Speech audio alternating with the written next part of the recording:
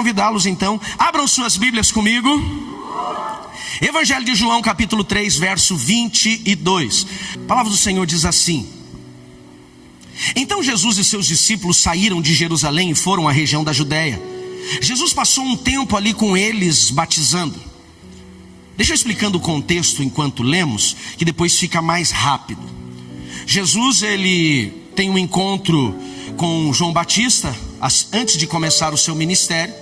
A Bíblia diz que ele vai até o Rio Jordão, onde João Batista batizava, declarando que as pessoas deveriam se arrepender dos seus pecados. Mas ele não era assim sutil, ele era Moisés agressivo. Ele dizia: raça de víboras, arrependam-se. E quando Jesus se aproxima, João Batista diz: não, eu que tenho que ser batizado por você.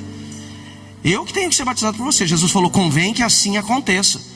Então João Batista leva Jesus ao batismo, lembrando que Jesus não desceu as águas do batismo porque ele tinha pecados, mas para gerar um exemplo para nós. Outro ponto, para começar o seu ministério. Até os 30 anos de idade ele ainda não tinha se exposto como o Rabi e depois como o Messias, o Salvador. Então João Batista desce Jesus no Rio Jordão por imersão. A palavra batismo é exatamente isso: imergir, colocar dentro, mergulhar. Quando Jesus é levantado, a Bíblia diz que o céu se abre, uma voz se ouve: esse é o meu filho amado em quem eu tenho prazer. João Batista vê o Espírito Santo descendo como uma pomba sobre Jesus, e dali Jesus é levado para o deserto pelo Espírito Santo, a fim de ser tentado, diz a Bíblia. Então quem levou Jesus para o deserto não foi o diabo, foi o Espírito Santo. E não levou ele ao deserto para ele viver milagre, levou ele para ser tentado, para viver o processo da tentação. E depois desses 40 dias, quando Jesus desce, ele inicia o seu ministério impactante por toda essa terra. Uma das ações de Jesus no seu ministério, Luíse, foi também batizar. Então o texto diz aqui que Jesus passou um tempo ali na região da Judéia batizando. Ele então dá continuidade àquilo que João Batista, que veio preparar o seu caminho, faz. Continuamos o texto. Nessa época João Batista também batizava em Enom, perto de Salim, pois havia ali bastante água e o povo ia até ele para ser batizado. Essa região de Enom, na verdade, é uma região que tem muitos lagos, muitos, como se fosse para nós cavas. Tinha muita água próxima ao Rio Jordão. Salim é a cidade onde tinham esses lagos. Isso aconteceu antes de João ser preso.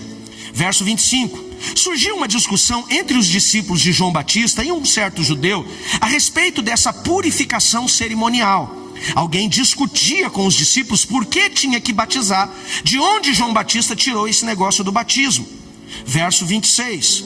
Então os discípulos de João foram até ele e lhe disseram: Rabi, o homem que o Senhor encontrou do outro lado do Rio Jordão, aquele que o Senhor deu testemunho, também está batizando, e as pessoas estão indo até ele.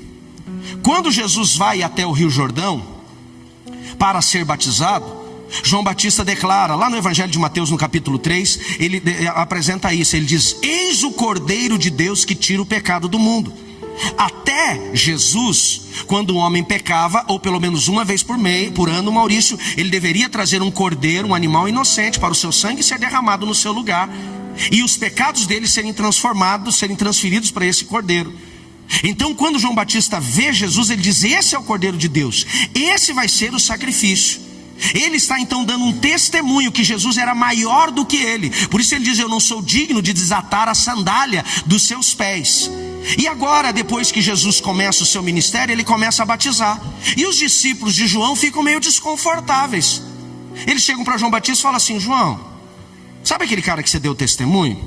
Sabe aquele que você falou que é o Cordeiro de Deus? O cara está competindo com a gente. Ele está fazendo o que nós estamos fazendo. Tem alguma coisa errada. Nós temos um problema aqui, porque nós começamos antes dele. Sabe que os discípulos de João estavam preocupados em Jesus ser maior do que eles. Diga assim comigo: misericórdia. Eles estavam falando: ele está sendo maior do que a gente. E o povo está saindo daqui, indo até lá. Inclusive um discípulo de João, a Bíblia diz que segue Jesus, chamado André, irmão de Pedro. Ele antes era, Larissa, discípulo de João Batista. Quando João apresenta Jesus, ele deixa João e começa a seguir Jesus. E isso gera uma preocupação nos outros discípulos. Volta comigo no texto, verso 27. João então respondeu: ninguém pode receber coisa alguma, a menos que lhe seja concedido do céu. Vocês sabem que eu lhes disse claramente o tempo todo: eu não sou o Cristo, mas estou aqui para preparar um caminho para ele. É o noivo que se casa com a noiva. O amigo do noivo simplesmente se alegra de estar ao lado e ouvir os seus votos. Portanto, me alegro que ele se destaque. Ele diz: por que vocês estão preocupados? Por que vocês estão assim tão alvoroçados dele estar batizando? Se ele está fazendo algo em nome de Deus, é porque Deus deu. Ele diz: nós não fazemos nada que o céu não nos permita fazer. E ele vai se destacar por quê? Porque eu não sou noivo. Ele já está fazendo uma alusão a Jesus como noivo e a igreja como a noiva. Quem está comigo, diga amém. Ele diz: você tem que entender que é o noivo que casa com a noiva. Eu só sou amigo, eu só vou ouvir os votos. Não estou preocupado, porque ele vai se destacar. E ele encerra o texto com o tema desta mensagem. E ele diz assim: convém que ele cresça e eu diminua. Na NVT a versão é: ele deve se tornar cada vez maior e eu cada vez menor. Já li o texto explicando o contexto, já fica um pouco mais fácil. Mas eu quero trazer hoje uma palavra que o Espírito Santo ministrou ao meu coração este fim de semana e partiu do meu devocional e não saiu da minha mente essa palavra, e Deus foi me conduzindo até compreender que deveria compartilhar com a igreja. Talvez um dos pontos que mais tem sido um problema para algumas pessoas dentro da igreja de Cristo, não a nova aliança, mas a igreja de Cristo. Nós não entendermos qual é o nosso lugar e qual é o lugar de Deus. Qual é o erro que a igreja ela cometeu por algum tempo? É achar que Deus, ele tem a obrigação de fazer o que nós queremos que ele faça. Nós encontramos uns malucos que dão até ordem no céu, que ele determina: eu determino, Deus vai fazer. E eu pergunto: onde está a base bíblica para isso? Ele está determinando que Deus tem que abençoar, ele está mandando, dando ordem que Deus tem que fazer. E quando entra na minha mente essa ideia maluca de que eu sou o centro e Deus ele me serve, então eu deixo de ser servo e passo a ser Senhor. E esse é o maior erro e talvez um dos pontos que mais tem nos afastado daquilo que Deus tem a fazer em nossas vidas. Porque algumas pessoas chegam ao nível da loucura, achando, Esther, que Deus não fez o que ele queria que Deus fizesse, que ele determinou que Deus fizesse, então agora ele não vai para a igreja, ele não vai para o culto. Por quê? Porque Deus não fez, ele está de mal com Deus. João Batista me leva a entender através dessa frase, dessa declaração profética, inclusive, que na verdade quem deve crescer, quem deve ser honrado é Deus. Amém, queridos? Eu sou o servo. Eu sou o servo. Se eu não entender isso, infelizmente, eu estou fadado a fracassar na minha caminhada cristã. E talvez esse seja o motivo de um grande número de pessoas desviadas, afastadas do caminho de Jesus, porque em algum momento ele se frustrou com Deus, porque Deus não fez o que ele queria que Deus fizesse. Deus é Deus sem você, e você sem Deus quem é? Nada. Não somos nada. O contexto eu expliquei para vocês. João Batista, ele vem preparar o caminho do Senhor. Ele foi profetizado que assim seria. Isaías profetiza a vinda do Messias. Quem era o Messias? O Messias era o libertador da nação de Israel, o Cristo. Por isso que ele diz: eu não sou o Cristo. O Messias, o Cristo, era a promessa de Deus para libertar a sua nação da escravidão. Eles acreditavam que era a escravidão dos impérios que o dominaram por muito tempo. Eles esperavam que Jesus fosse um novo Davi, cara com duas espadas na mão, matando todo mundo, destruindo, trazendo de volta a riqueza, a honra, trazendo de volta o poder para a nação israelita, como Davi fez. Isaías, ele profetiza a vinda do Messias, eles que não entenderam como seria esta vinda. E Malaquias profetiza a vinda daquele que prepararia o seu caminho. Se você puder, vai comigo na sua Bíblia, lá no livro de Malaquias, no capítulo 3, verso 1. Malaquias capítulo 3, verso 1. Que vai falar quem é João Batista. Diz assim o capítulo 3, verso 1 de Malaquias: eis que eu envio o meu mensageiro, que preparará o caminho diante de mim, e de repente virá seu templo o Senhor, a quem vós buscais, o anjo da aliança, a quem vocês desejam. Eis que vem, diz o Senhor dos exércitos. Quem é o mensageiro? João Batista. Malaquias 4, 5, já que você está aqui, pula comigo um capítulo. Ainda no Velho Testamento, João não tinha nascido, mais de 400 anos antes de João nascer. Diz assim: eis que enviarei o profeta Elias. Em algumas versões, enviarei sobre vocês o espírito que estava sobre Elias, antes que venha o terrível grande dia do Senhor, o juízo final. E este que eu enviarei converterá o coração dos pais aos filhos e o coração dos filhos aos pais, para que eu não venha e fira a terra com maldição. Quem era esse que receberia o espírito que estava sobre Elias, que é o Espírito Santo? João Batista. Agora vai comigo no Novo Testamento, Lucas capítulo 1, verso 16. Ainda uma profecia, agora uma declaração de um anjo sobre João Batista antes do seu nascimento. Esse anjo dizendo aos seus pais: quem será o menino que está no ventre de Isabel? Ele diz: ele converterá muitos filhos de Israel ao Senhor. Ligando 400 anos de Malaquias até o evangelho de Mateus, ali o evangelho de Lucas. O coração dos pais, ele converterá o Senhor aos filhos. Irá diante dele o espírito do poder de Elias, para converter o coração dos pais aos filhos, e os rebeldes à prudência dos justos, para preparar ao Senhor um povo bem disposto. Ainda vai comigo em Mateus capítulo 11, verso 10. Agora Jesus falando sobre João Batista. Este João Batista é aquele a quem está escrito: eis que diante da tua face eu envio o meu mensageiro, que preparará diante de mim o teu caminho. Jesus declarando, citando Malaquias. Agora olha para mim. Malaquias fala da vinda de um mensageiro. O último livro do Velho Testamento é o livro de Malaquias, do profeta Malaquias. Ele traz palavras de confronto a um povo que estava distante de Deus, voltado à sua religiosidade, e Deus se cala. 400 anos de silêncio divino. Nesses 400 anos, duas coisas não acontecem, principais. Primeiro, não se manifestam mais profetas. Durante 400 anos, Kleber, nenhum profeta é levantado para profetizar, declarar algo sobre a nação de Israel. Silêncio de Deus. Enquanto Deus se cala através de profetas, o povo se apega à lei. Eles se apegam à Torá e se tornam mais religiosos.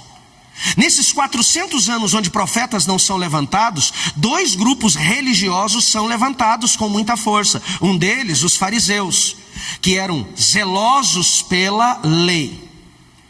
Segunda coisa que acontece nesses 400 anos de silêncio de Deus: não existe nem profeta e nem inspiração mais para escreverem livros bíblicos. Não tem mais nenhum livro bíblico, nenhum livro da Bíblia escrito. Durante 400 anos ninguém mais é inspirado pelo Espírito Santo a escrever. Aliás, aqui é a diferença, né? Uma das principais diferenças da Bíblia católica para a Bíblia cristã evangélica. Que na Bíblia católica nós vamos encontrar ali 2 livros ou mais escritos nesses 400 anos, que é 1 Macabeus, 2 Macabeus, que nós chamamos de livros apócrifos. Eu, como teólogo de formação, entendo, leio e li esses livros para entender o contexto histórico, mas não tem revelação. Então o povo fica agora 400 anos sem ouvir Deus, 400 anos sem manifestar nenhum tipo de profeta. Pastor Keller, você conhece bem a história. De repente, aparece João Batista. E João Batista, ele era um cara excêntrico. Roupas com pele de camelo, comia mel silvestre, comia gafanhoto. Eu acho que ele era chinês. Pelo menos o gosto era parecido. E a sua pregação era contundente. Ele era confrontador. E quando ele pregava, o povo sentia algo diferente. Então esse povo começa a se apegar a João, olhando para ele como um profeta. Eles disseram: Deus abriu o silêncio, ele parou de ficar em silêncio. Deus começa a falar com a gente. Um novo profeta foi levantado. Então começa agora um burburinho na Galileia, na Judéia, dizendo assim: olha, tem um novo profeta chegando. Lembra? Alguém muito parecido com Elias. Lembra que as escrituras aparecem? Alguém com muito confronto. Será ele o Elias que não morreu e voltou? Será ele o Messias? Quem é esse profeta? No entanto que os fariseus levantam uma comitiva, a pastora Vanessa, e mandam até João Batista lá na beira do Jordão, perguntando: quem és tu? Fala para nós quem você é. Você é Elias? Você é um profeta? Você é o Messias? E João falou: não, eu sou apenas aquele que veio preparar o caminho para o Messias. Um parênteses: os judeus rejeitaram Jesus, mas o rejeitaram por serem tolos, porque tudo que a palavra declarou que iria acontecer, aconteceu, inclusive o mensageiro. Porém, voltando a João Batista, o povo começa a se aglomerar próximo dele, Márcio, e eles querem ouvi-lo. Os cobradores de impostos corruptos, as prostitutas, os ladrões, os rejeitados, eles vinham até João e eles ouviam a sua mensagem, Lili, e eles aceitavam o confronto. E João então vai gerando muitos discípulos, e a marca dele era João o Batista, porque era João o que batizava. E ele vai batizando, e ele vai batizando, e aquele povo se aproxima. Eles se apegam a ele, inclusive os seus discípulos. Quando Jesus vem até João, e eu já contei isso para vocês, assume a posição de batismo, começa o seu ministério, e agora ele começa a batizar, há ali um confronto. Os discípulos de João, como falei a vocês, eles ficam agora preocupados e até indignados, dizendo assim: ei, esse lugar já é nosso. Agora olha para mim. Os discípulos de João Batista estavam querendo ser maiores do que Jesus. Eu vou te fazer uma pergunta. Imagine comigo dois personagens. De um lado, os discípulos de João Batista, que nós podemos resumir como se fosse uma pessoa. De um outro lado, João Batista. Os discípulos queriam ser maior do que Jesus. João Batista declara: ele cresça e eu diminua.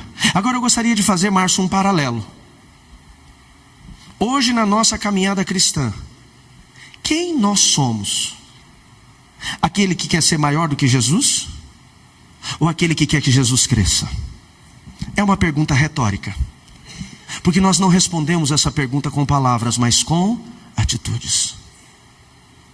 Se eu chego num culto e a música que é ministrada não me agrada, então eu sento ou vou embora, então eu quero ser maior do que Jesus, porque aquela música nunca foi sobre mim, é sobre Ele.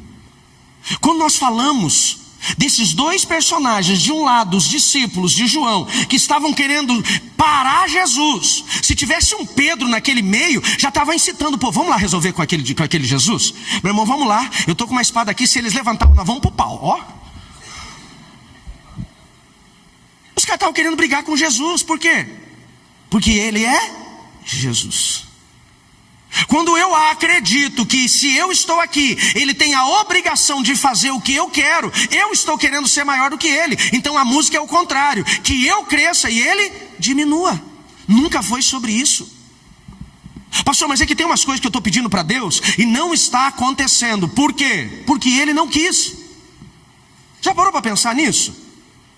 Se ele não deu aquilo que nós estamos pedindo, Hilda, ou porque não é para nós, ou porque nós estamos prontos, ou porque não tem fidelidade o suficiente para chegar até ele e receber. Se eu estou pedindo algo para Deus, eu já tive uma resposta, só talvez não foi a resposta que eu queria. Quais são as respostas de Deus para nós? Vocês sabem: sim, não e...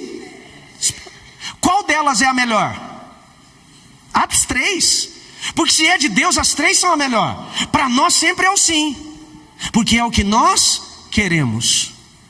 Mas se eu entendo qual é a minha posição, essa posição de João Batista, que ele cresça e eu diminua, então não é mais sobre mim, agora é sobre ele. Eu gosto daquela outra canção, hoje eu estou meio cantor.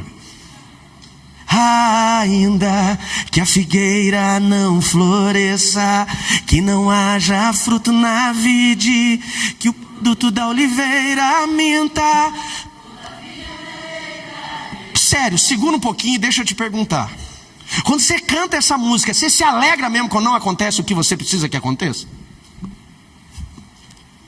A gente mente na cara dura, na casa de Deus, na frente dele, não fica nem vermelho. Abacuque, ele diz isso. Ainda que a figueira não floresça, ainda que a videira não dê o seu fruto, ainda que não haja o produto da oliveira, é isso? Eu já troquei tudo aqui.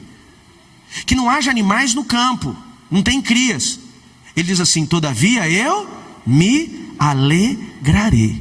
Será que nós estamos nos alegrando quando não acontece o que nós precisamos que aconteça? Será, Valdir, que nós já paramos para avaliar? E eu agradeço, Gabriel já vai colocando os textos, maravilhoso. Será, Valdir, que nós nos posicionamos como João Batista, de fato, que ele cresça e eu diminua? Que seja feita a vontade dele e não a minha? Talvez é por conta disso que nós ainda temos dificuldades de viver até um relacionamento íntimo com Deus, porque a nossa visão, gente, tem crente que está dentro da igreja e também tem aqui dentro da Nova Aliança, que ele olha para Deus como um garçom. Deus, mais dinheiro. Está aqui meu servo. Meu servo não, meu Senhor. Deus, agora cura. Gente, Deus, ele vai ter o prazer de nos abençoar, porque ele é pai, amém, queridos? Mas isso não significa que ele é servo. Deus, ele vai nos libertar porque ele promete libertação através de Jesus, mas ele não é servo. Deus, ele vai abrir portas, sim, ele vai abrir portas, mas ele não é servo. Tem pessoas que olham para Deus e foram ensinadas um Deus da lâmpada mágica. Ele some, ele fica longe, mas quando as coisas apertam, pastor Ronaldo, então ele esfrega. Em nome de Jesus.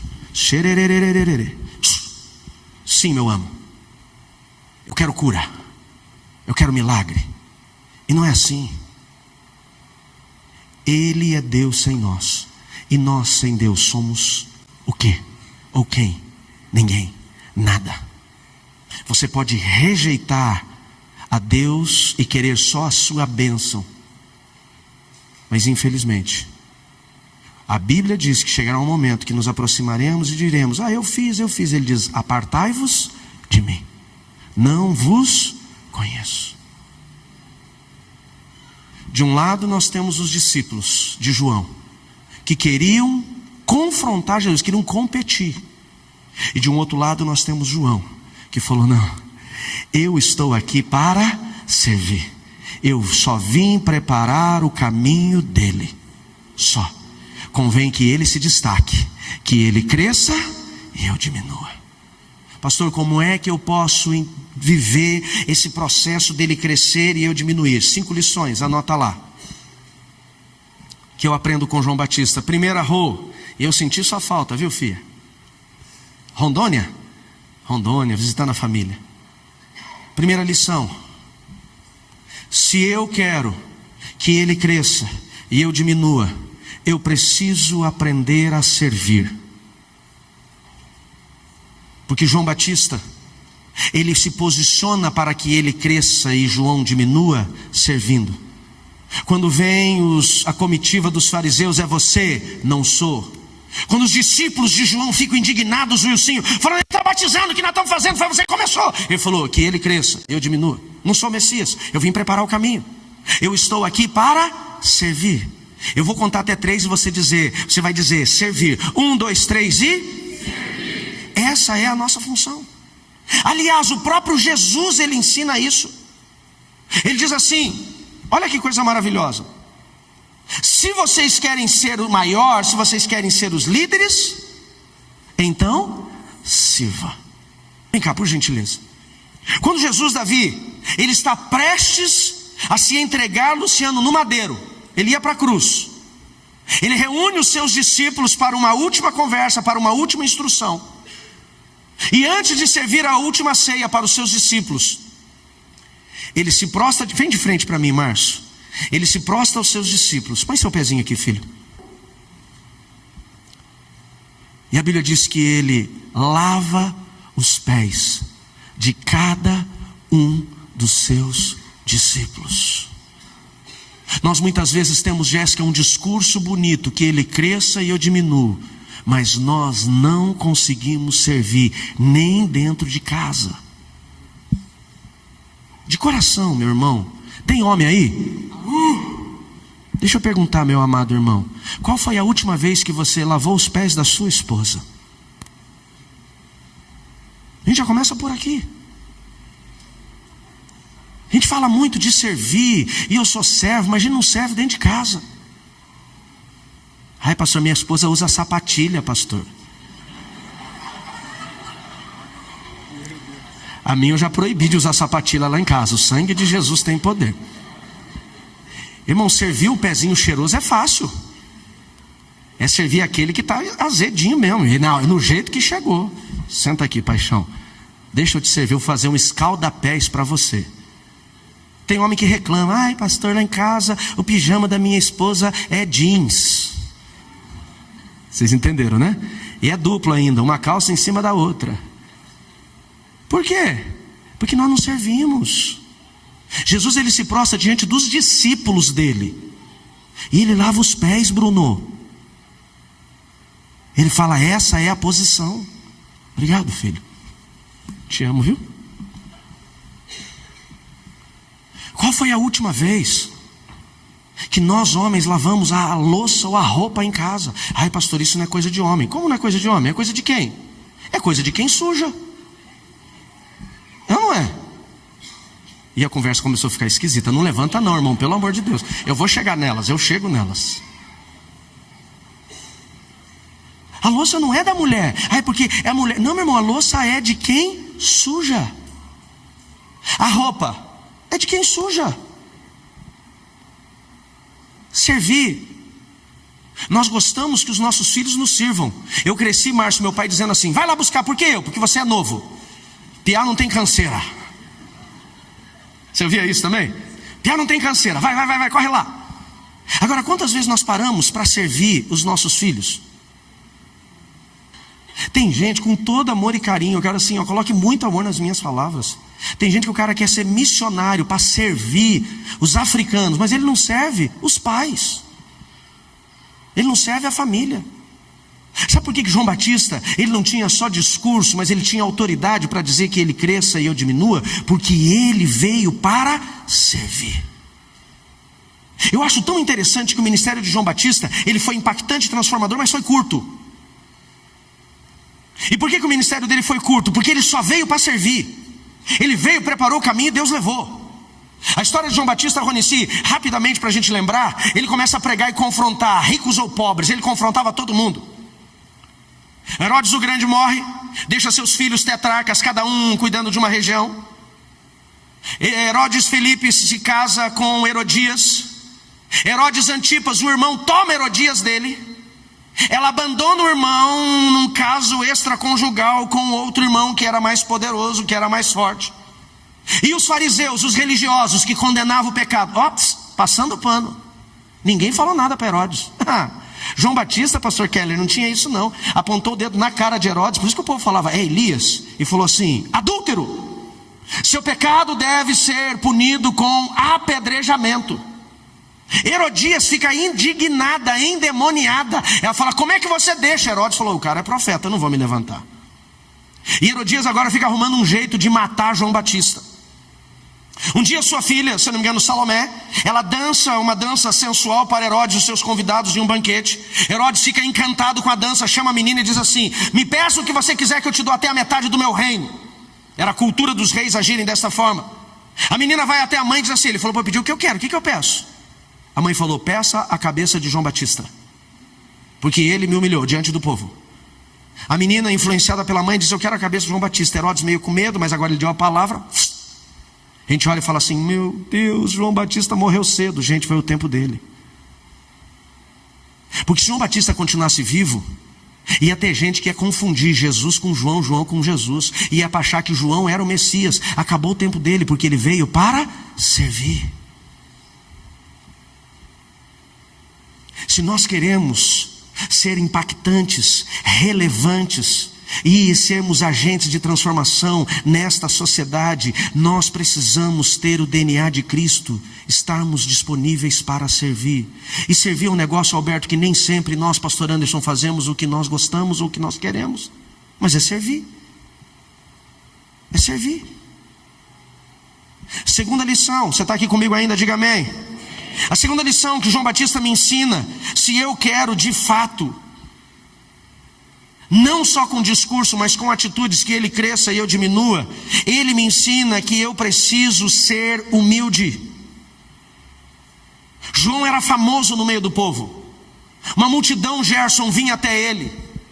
Ele se torna um pregador extremamente relevante. Extremamente relevante. Ele tinha discípulos, era reconhecido como um profeta. Mas quando Jesus chega, ele sai de cena. Isso é humildade. Ele não foi soberbo. Ele falou, não, eu que tenho que desatar. Eu não sou nem digno de desatar as sandálias dele. Eu que tenho que ser batizado por você. Sabe por que nós temos dificuldade em servir? Com todo amor e carinho. Porque nós temos dificuldade de ser humilde. Quem eu me rebaixar? Imagina, que isso? Eu não preciso disso. Falta humildade. Nós somos soberbos muitas vezes, Rodrigo. E a soberba começa dentro de casa. A soberba começa junto do casamento. A soberba junto dos filhos, junto do colega de trabalho. Se você já teve uma pessoa que olhou para você e falou, você é orgulhoso, pare e avalie o seu orgulho. Por quê? Porque o orgulho ele é destrutivo. A Bíblia diz que a soberba precede a queda. João Batista era famoso, João Batista era reconhecido, João Batista tinha uma multidão que se aproximava dele, que estava perto dele, mas quando Jesus chega, ele se submete. Humildade fala de se submeter. Ele submete, ele se prostra.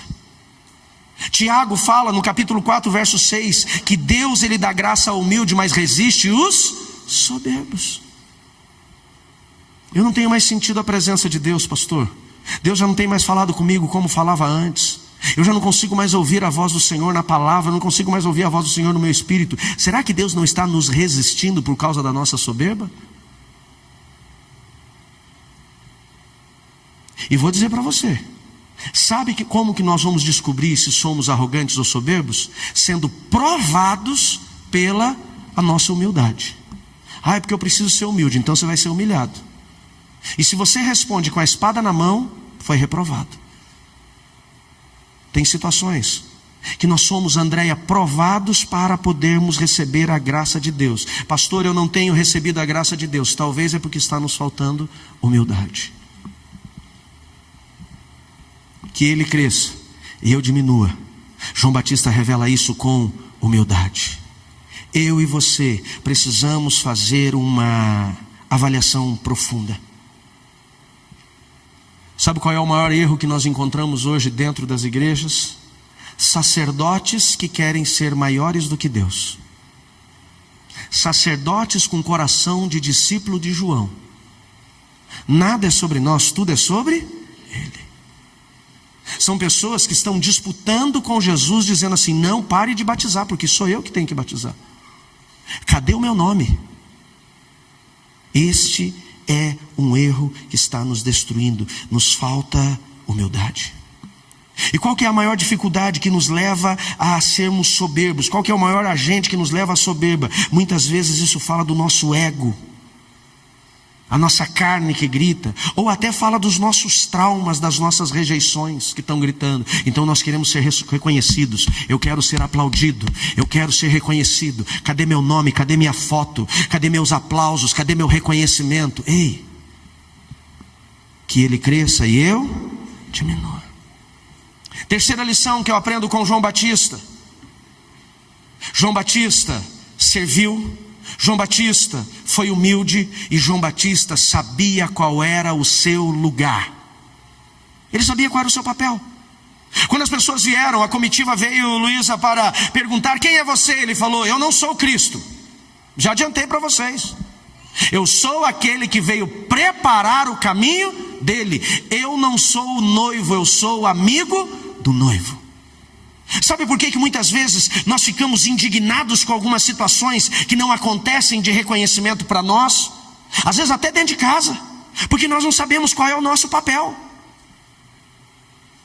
Alguns maridos, ele espera que porque ele trouxe comida para casa, que quando ele chega a esposa receba ele com os filhos aplaudindo. Santo, santo, santo. Irmão, é nossa obrigação. É nossa obrigação. Deus nos provê para nós provermos a nossa casa, amém, queridos? Não tem que ser aplaudido, não. Eu sei que esse é um negócio que às vezes a gente tem vontade de fazer mesmo. Jesus Cristo, mas não está aqui, amém, queridos? Segunda lição, ele sabia qual era o seu papel. Qual é o meu papel? O papel do Jefferson, e que espetáculo de timbre de guitarra hoje, meu amigo, é música. Esse é o papel dele. O papel do Márcio é a gestão do templo. O papel do Carioca é a recepção. O papel do vereador Zé Arcia, lá no estacionamento, ele está lá agora. Cada um sabendo qual é o seu papel. Quando eu não sei qual é o meu papel, eu começo a brigar por posição. Esses dias eu ouvi alguém dizendo que eu achei interessante. Eu vou ter um monte de crente esperando reconhecimento. Quem vai ser reconhecido está no ML. Eu falei, uau! Eu falei, essa eu não vou falar lá na igreja não. Essa eu não vou falar não. Quem precisa ser reconhecido é morto. Jesus. Mas tem muita gente, pastor, eu entendo, gente, sobre um processo do reconhecimento nosso aqui. Eu tento fazer isso sempre com os nossos voluntários. Eu louvo a Deus pela vida de cada um deles. Mas não é sobre nós, é sobre Jesus. É sobre Ele. E eu entendo qual é o meu papel. O problema é que hoje as pessoas todo mundo quer ser Moisés. Moisés, o libertador. Moisés, o que recebe as tábuas das leis. Moisés, o grande líder, o grande estadista. Mas ninguém quer ser Josué. Já parou para pensar nisso? Todo mundo quer ser Elias, mas ninguém quer passar pela posição de Eliseu. Todo mundo quer ser reconhecido, mestre, mas ninguém quer ser discípulo. Eu não chego lá se eu não passar por aqui. Olha que coisa interessante, quando Eliseu está andando com Elias. Davi, você vai ser Elias, vamos lá. Não tem uma jaqueta aí não, tira a capinha daquela cadeira para nós, faz favor. Isso, traz para nós. Ele perguntou se ele vai ser Elias ou super-homem. Só por causa disso agora eu vou fazer a capinha de super-homem. Agora vai ficar. Ainda bem que não está reservado aqui. Deixa a Vanessa ver isso daqui, ela fala, é minha mesmo. Elias e Eliseu estão passando pelo Jordão. No meio da viagem, Elias doidinho para encontrar o Senhor. Doidinho para encontrar, ele falava, Eliseu, fica aqui, Eliseu, fica aqui, Eliseu, fica aqui, Eliseu. E Eliseu, não, eu vou contigo. Quando chega no meio da viagem, ele diz assim, tá bom, você está me seguindo por quê? Você quer alguma coisa de mim? Peça o que você quer. Eliseu, assim, um cara muito, muito, muito humilde. Ele diz, eu quero uma porção dobrada da unção que tem sobre você. Pensa numa humildade. Humildade. Eu quero fazer o dobro. O que você fez é pouco para mim, ele está dizendo. Elias, ele olhou para cá. Eu fico imaginando, conjectura de novo. Ele fica olhando para a cara de Eliseu e falou assim, mas é folgado. Unção dobrada da minha. Olha o que eu fiz. Então Elias diz assim, se você me vê subindo, isso vai acontecer. Se não me vê, não vai. De repente vem uma carruagem de fogo, um redemoinho que toma Elias. E quando Elias sobe, a Bíblia diz que a capa de Elias caiu sob a mão de Eliseu. A mesma capa que Elias passou sobre Eliseu e ele foi chamado. O que eu aprendo? Se eu quero crescer, falando ministerialmente, eu tenho que ver meu líder subir. E eu não estou falando agora para mim, para legislar em causa própria. João não quis competir com Jesus porque ele sabia qual era a posição dele. A posição de Eliseu era servir Elias, até Elias ser levado. E agora Eliseu recebeu a capa. Tem muita gente que o cara quer, segura para mim, tomar a capa. Não, me dá aqui, meu irmão, tu tá velho. Sai daí. Não é sobre roubar a capa, é sobre receber o legado. Quem pode dizer amém por isso? Isso pode ser na empresa, pode ser na empresa familiar, pai e filho. Não consigo ser Moisés se não passar a ser Josué. Obrigado, Davi. É saber qual é meu lugar. Às vezes as pessoas olham e dizem assim: uau, que igreja. Foi rápido. O cara não sabe como foi. Meu sonho, quando tinha 8 pessoas na igreja e não passava de 8, pastor Keller, era pastorear 40. Eu falava para Jesus na minha oração, eu chorava, falava assim, João, eu falava, João, para Deus, Deus, me dá 40, só 40. Se o Senhor me der 40 ovelhas, eu vou ser o pastor mais feliz do mundo. Chegava em 12. Aí vinha uma irmã na igreja, ela só aparecia quando a igreja estava crescendo. Ela manifestava demônio, o povo ia tudo embora. Voltava para os 8. Eu fui o único pastor que começou a orar para aquela irmã não vir para a igreja. Eu orava e falava, pastor, Deus, que aquela irmã não venha. Porque quando eu estava fazendo apelo, ela manifestava o demônio. Eu não sabia se eu fazia o apelo ou se eu expulsava o demônio. Quando eu expulsava o demônio, o povo ia embora de medo, porque o demônio... Aí era um fuzuê. Eu queria ser pastor de 40. Mas pela infinita misericórdia do Senhor, 18 anos depois, hoje são quase 1.400. Mas, para chegar nesse lugar, você não sabe quantos eu servi. Eu servi Mário Pedroso, eu servi Joel Engel, eu servi Irã, eu servi Castro, estou falando o nome de pastores que eu servi. Eu não servia só de estar ali, eu servi de engraxar sapato. Eu servi de carregar mala. Eu servi de estar junto ali mesmo, para poder chegar lá. Por quê? Porque eu entendi o lugar onde eu deveria estar. Qual é o meu papel hoje? Quarta lição, e eu preciso ser rápido agora.